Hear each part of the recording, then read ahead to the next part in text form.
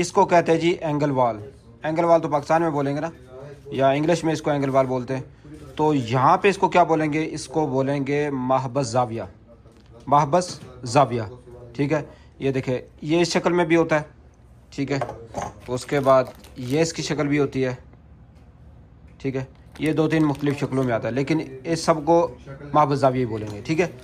اس کو عربی میں کیسے لکھتے ہیں یہ میں اسکرین کے اوپر لکھ کر بتا رہا ہوں. یہ کہاں یوز ہوتا ہے, یہ یوز ہوتے ہیں جی یہ گیزر کے ساتھ یوز ہوتے ہیں, بیسن کے ساتھ یوز ہوتے ہیں, جو انگلش سیٹ ہوتی ہے اس کے لیے یوز ہوتا ہے.